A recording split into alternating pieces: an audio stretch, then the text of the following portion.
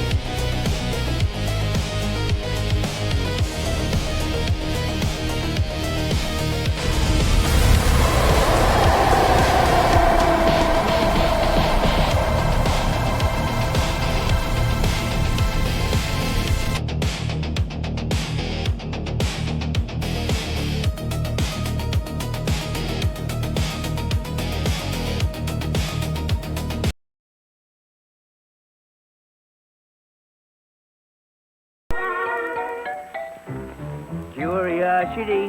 Meow. Curiosity. Meow. Can't explain 'cause I don't know why, but a pussy cat will snoop and pry and risk 9 lives to satisfy his curiosity. Meow. Hey, Grandpa, look. I caught a bottle. Don't open it. Why not? Well, there's no telling what might be in it. That's why I want to open it. Casper, the trouble with us cats is we've got too much curiosity. Been getting us in a peck of trouble ever since the first kitten was born. When was that, Grandpa? Over 1,000,000 years ago. And you know, the funny thing, that kitten was fishing one day, just like you, and he caught a bottle, just like you, and he was curious, Just like me? just like you. And he grabbed the cork and opened the bottle. Out of the bottle there came with a puff a small cloud of smoke. And oddly enough, it got bigger and bigger. It grew and it grew. And what do you think it turned into? A weird monster.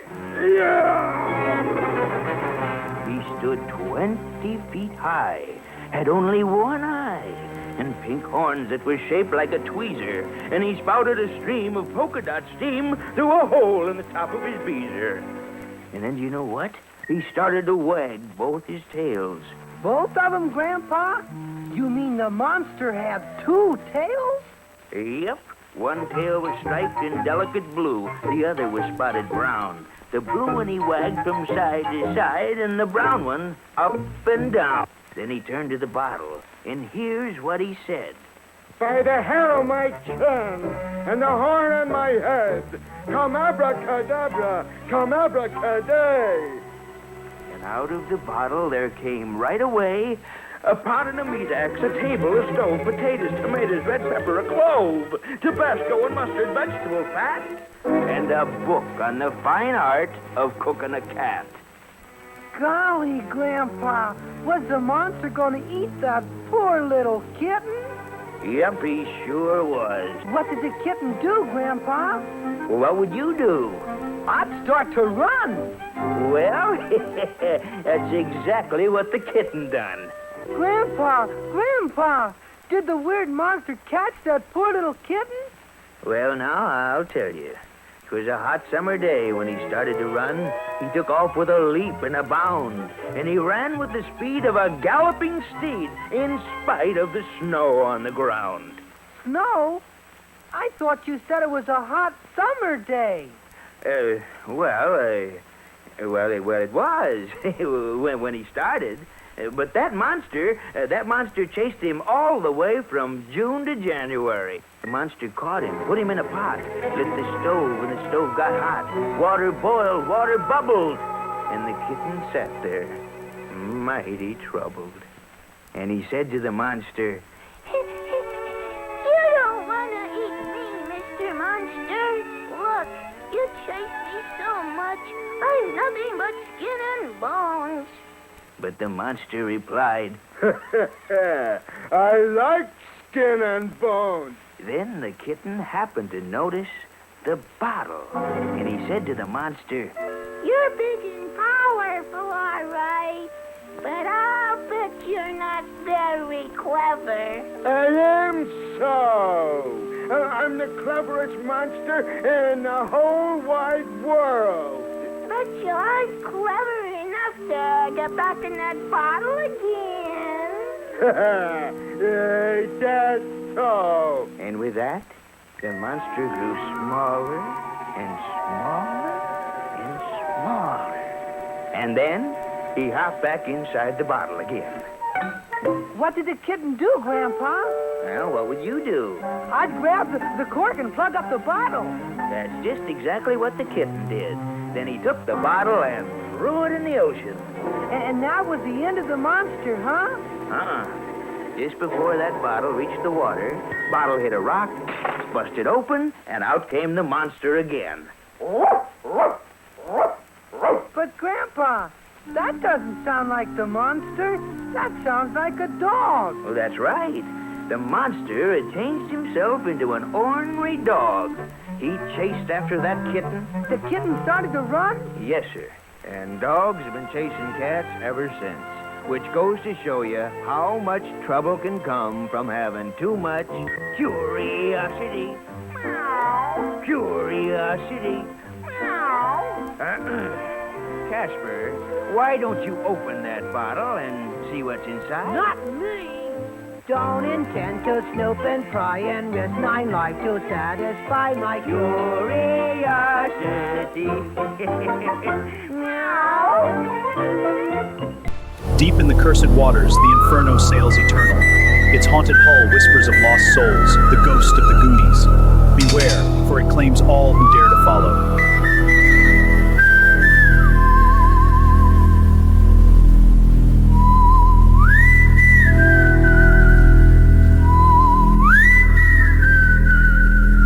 Black sail, moon cut thin, lanterns swing like guilty men.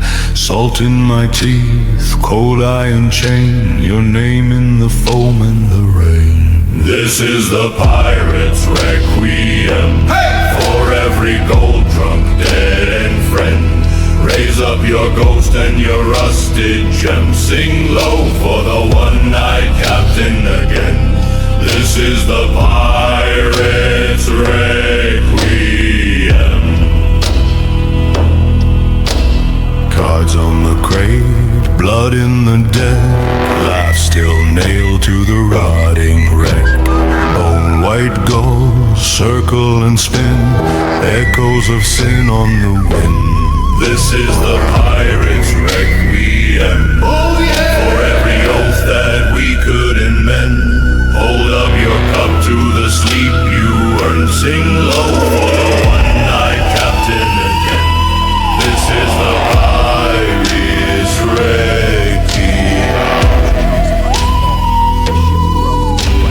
Who steers the helm when the crew's all gone? Who keeps count when the night runs long? Eye in the dark, hand on the wheel, grinning where the cannon mouths peel. This is the pirate's requiem, for every coin that could not be spent, for every heart that the sea condemns. Sing low till the black tide answers you, then fade out in the pirate's requiem.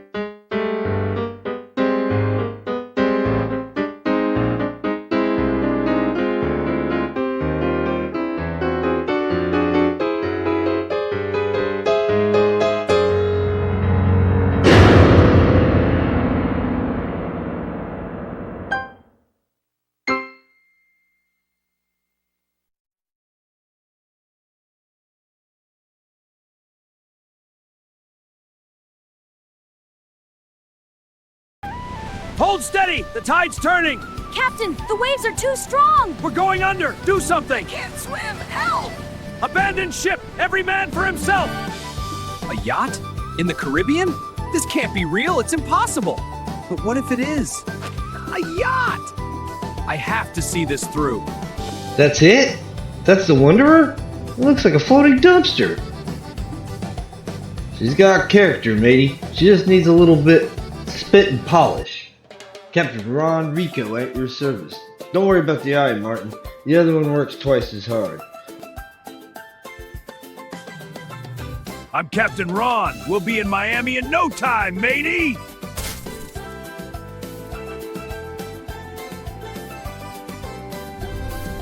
Ron, the sails are flapping. The compass is spinning. Do something! Baby steps, Martin. Give the wheel a little tickle. The ocean knows where it's going. Mostly. Ron, those men have very large guns. Why are they pointing them at my kids? Relax, they're just revolutionaries. They love a good tourist. Just smile and hand them a beer. You see this patch? It's not just for show. Sometimes the deep looks back at you, Ben. And when it does, you don't want to see it with both eyes. Is he kidding? Or is he actually crazy? The night is alive with shadows, my friends. Do you feel them watching? They hunger for the light we carry. One wrong step, and we are theirs. Stay close, or be lost forever. We're going to die, Ron. Dying's for landlubbers. Grab the line, Martin. Be the captain I know you are. Stomp the wave. This storm won't break me! Hold fast, men! We'll ride this out! I can't believe we made it. I actually feel good. Keep the Wanderer shiny, mateys. And remember, if you get lost, just pull over and ask directions. Stay salty.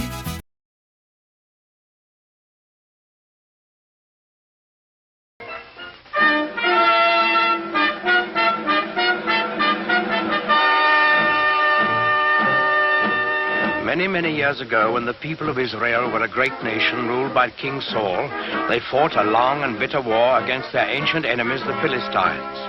In those days, soldiers used swords and spears and bows and arrows, and they wore heavy armor and carried shields to protect themselves in battle, so that only the biggest and strongest men were taken into the army.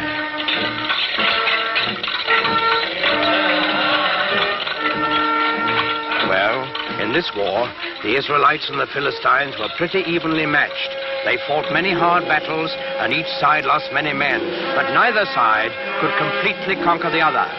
Then one day, while the Philistines were camped on one side of the great valley and the Israelites on the other, there came out of the camp of the Philistines a champion of their cause, a huge giant, taller and stronger and bigger than any man anyone had ever seen.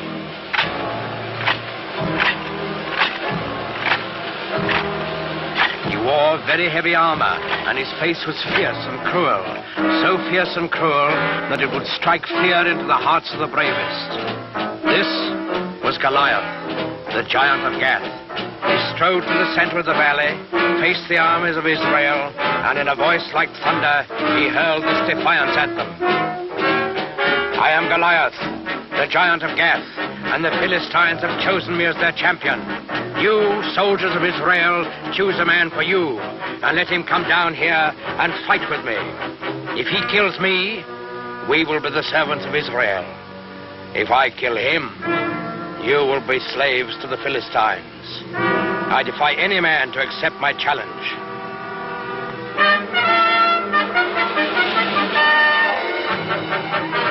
When the men of Israel saw Goliath and heard his defiant challenge, they were afraid, for they had no one to match his size and strength. Not one among them dared go down and do battle with the giants.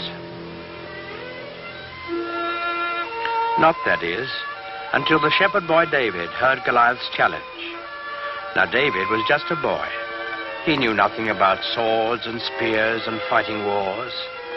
But he was a thoughtful boy, too, and a good boy, because he believed in God and trusted in him. So, when he heard Goliath defying King Saul's army, he turned to his brothers and said, "In defying the army of Israel, Goliath defies God.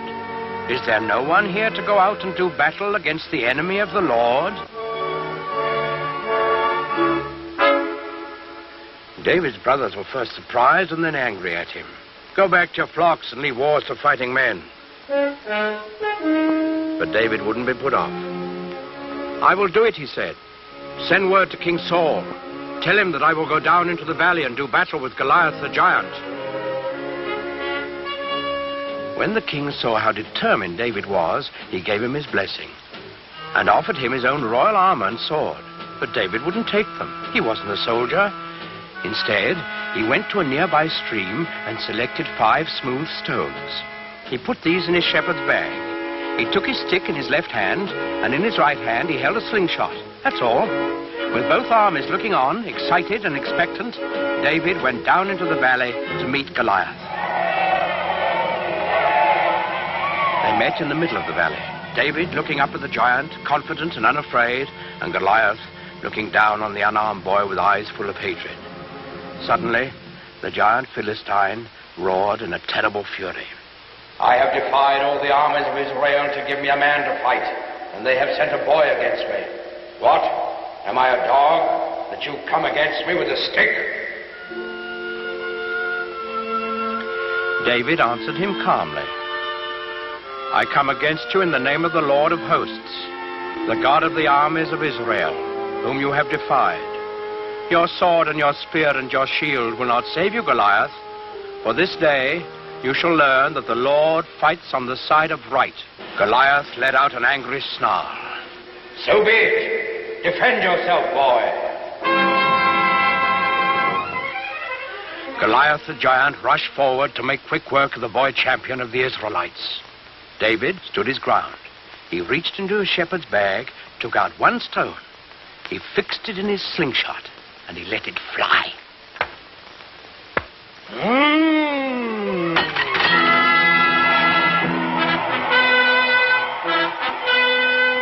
The giant was dead, and the simple shepherd boy, who trusted in God, had done what all of King Saul's army hadn't been able to do.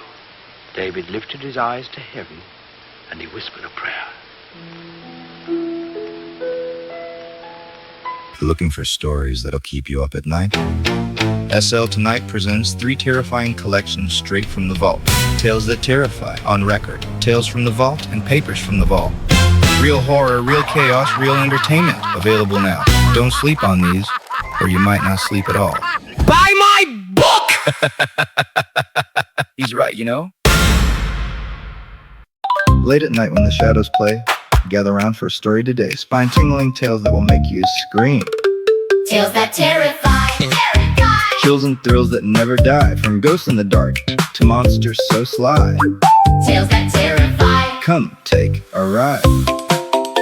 And don't stop there, we've got more in store. Laughs with Beanie and Cecil on the shore. Animated adventures and puppet delight. All the wild stories to thrill you tonight. Tales that terrify. Subscribe now and hit that bell high. New tales every week. Don't say goodbye. Tales that terrify. Let's come alive. That's the end of tonight's showing at SL Toons Saturday Drive-In. Thanks for hanging out with the classics. Drop a like if you enjoyed the block. Subscribe for more restored cartoons and groovies, and I'll see you next Saturday. SL Tonight, we are where the nightmares go.